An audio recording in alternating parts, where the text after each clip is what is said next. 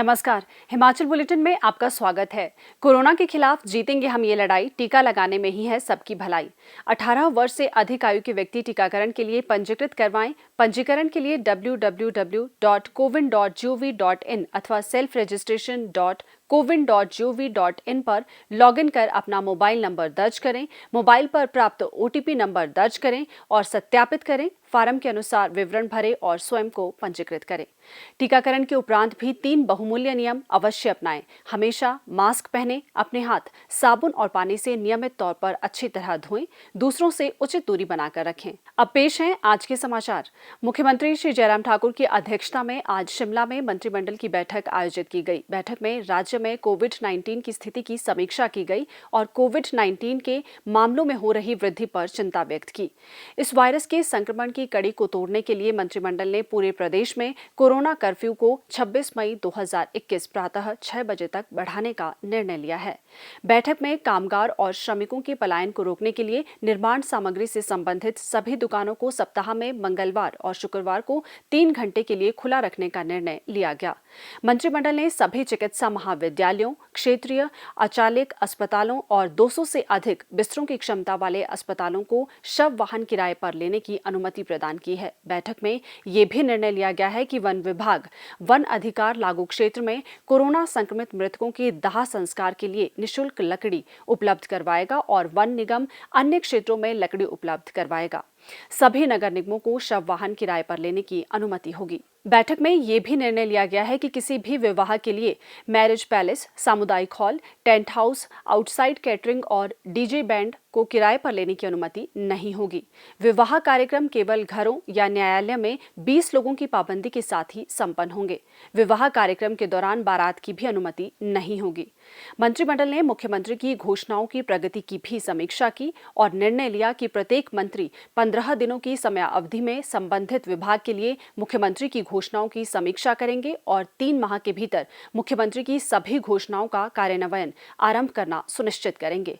मंत्रिमंडल ने प्रदेश के लोगों को बेहतर स्वास्थ्य देखभाल सुविधाएं सुनिश्चित करने के लिए राष्ट्रीय स्वास्थ्य मिशन के अंतर्गत विभिन्न श्रेणियों के 219 पदों को अनुबंध आधार पर भरने को स्वीकृति प्रदान की।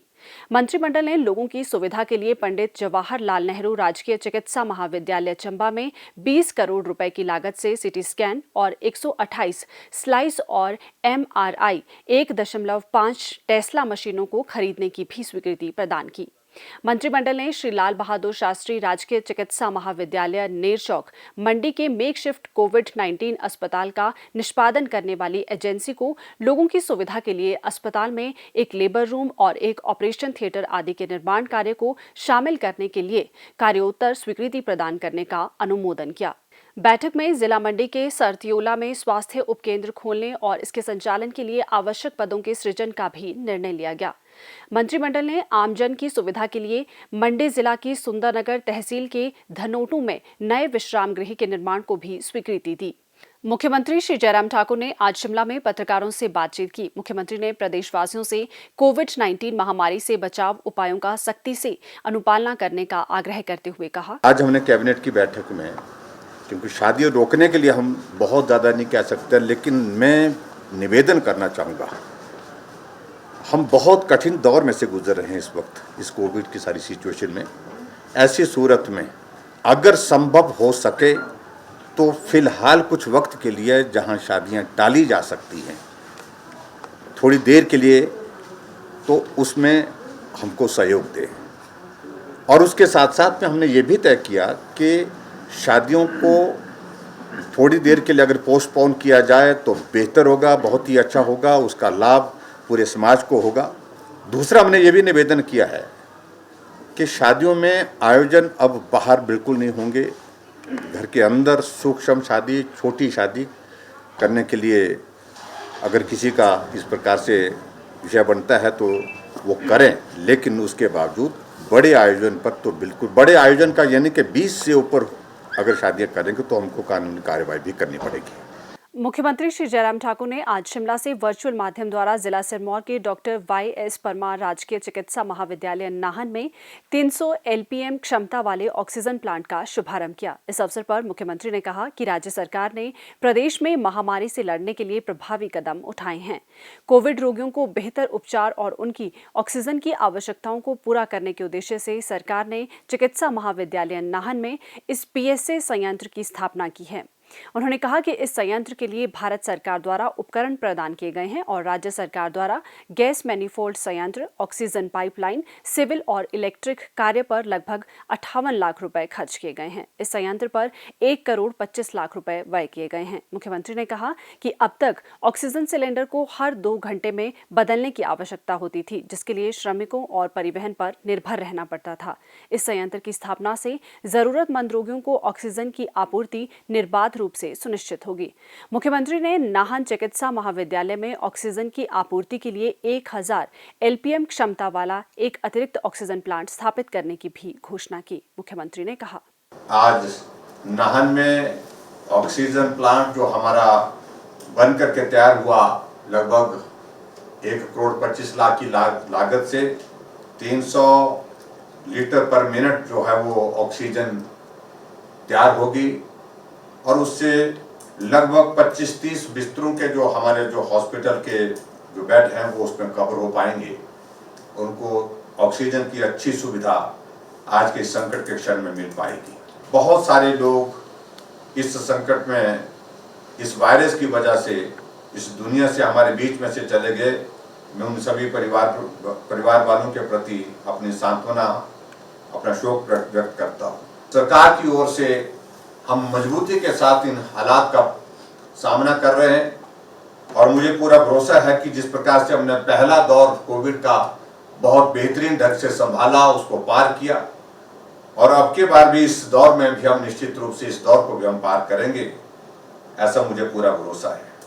जो दूसरा जो पीएसए प्लांट ऑक्सीजन का, हम उसको सुनिश्चित करेंगे वो बड़ा प्लांट होगा और 1000 एलपीएम का होगा, तो उससे बहुत सारे लोगों का जीवन बचाने के लिए हम सफल होंगे।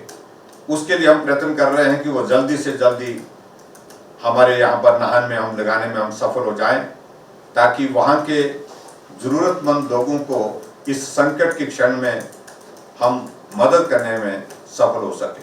हिमाचल प्रदेश में हमने जो टेस्टिंग की सुविधा को बढ़ाने के लिए प्रयत्न किया है। पहले हमारे 6-7 हज़ार टेस्ट होते थे, अब हम 12 और 15 हज़ार के करीब रहते हैं। उस दृष्टि से नाहन के लिए एक refrigerated, centrifuged and real time PCR machine जिसको बोलते हैं, उसकी स्वीकृति हमने आपके नाहन के लिए दी है। लगभग 32 लाख रुपए की ये मशीन है और उसमें टेस्टिंग में आपको बहुत बड़ी एक मदद मिलेगी। ये भी मैं आपके बीच में कहना चाहता हूँ। मुख्यमंत्री श्री जयराम ठाकुर ने आज शिमला में कहा कि हिमाचल प्रदेश पात्र आयु वर्ग के लोगों का टीकाकरण करने में देश भर में सर्वोच्च स्थान पर है। उन्होंने कहा कि राज्य में लोगों को अभी तक वैक्सीन की 21,22,894 खुराकें दी जा चुकी है। मुख्यमंत्री ने कहा कि स्वास्थ्य देखभाल कार्यकर्ताओं को वैक्सीन की 81,996 पहली डोज तथा 68,686 दूसरी डोज लगाई जा चुकी है। अग्रिम पंक्ति कार्यकर्ताओं को 54,025 पहली डोज तथा 41,419 दूसरी डोज दी जा चुकी है। उन्होंने कहा कि पात्र आयु वर्ग को कोविड वैक्सीन की पहली 15,61,107 डोज तथा 3,15,661 दूसरी डोज दी जा चुकी है। श्री जयराम ठाकुर ने कहा कि राज्य में पात्र लोगों को अभी तक कोरोना वैक्सीन की 16,97,128 पहली डोज तथा 4,25,766 दूसरी डोज लगाई जा चुकी है। उन्होंने कहा कि हिमाचल प्रदेश में 18 वर्ष से अधिक आयु वर्ग में कोविड वैक्सीन के लिए 55,23,000 लोग पात्र हैं, जिनमें से 16,97,128 लोगों का टीकाकरण कर राज्य ने पात्र 31% व्यक्तियों को कवर कर लिया है। विभिन्न राज्यों के आंकड़ों के अनुसार टीकाकरण की प्रगति में छत्तीसगढ़ दूसरा राज्य है, जिसने पात्र जनसंख्या का 25% हिस्सा कवर किया है। मुख्यमंत्री ने कहा कि राज्य में टीकाकरण में ये प्रगति प्रदेश सरकार के पूरक अथक प्रयासों के फलस्वरूप ही संभव हो पाई है। उन्होंने कहा कि राज्य सरकार द्वारा लोगों को टीकाकरण के प्रति जागरूक करने के साथ समय समय पर उठाए गए प्रभावी कदमों के कारण ही देश भर में हिमाचल प्रदेश सर्वोच्च स्थान पर है। स्वास्थ्य एवं परिवार कल्याण विभाग द्वारा दोपहर 2 बजे जारी बुलेटिन के अनुसार प्रदेश में कोरोना संक्रमण की जांच के लिए आज 2,794 लोगों के सैंपल लिए गए, जिनमें से 570 लोगों की रिपोर्ट नेगेटिव पाई गई है, जबकि 2,153 लोगों की रिपोर्ट आना बाकी है। अभी तक 17,10,988 लोगों की जांच की जा चुकी है, जिनमें से 15,52,126 सैंपल की जांच नेगेटिव पाई गई है। प्रदेश में कुल 1,54,664 लोगों में कोरोना वायरस के संक्रमण की पुष्टि हुई है, जिनमें से 1,15,610 लोग इस बीमारी से ठीक हो चुके हैं और 36,805 व्यक्ति उपचाराधीन हैं। हिमाचल बुलेटिन देखने के लिए सब्सक्राइब करें YouTube channel DPR Himachal, follow करें ट्विटर @DPRHP, लाइक करें Facebook page information and public relations department Himachal Pradesh, visit करें वेबसाइट www.himachalpr.gov.in। इस अंक में इतना ही। कल फिर होगी मुलाकात, दीजिए इजाजत। नमस्कार।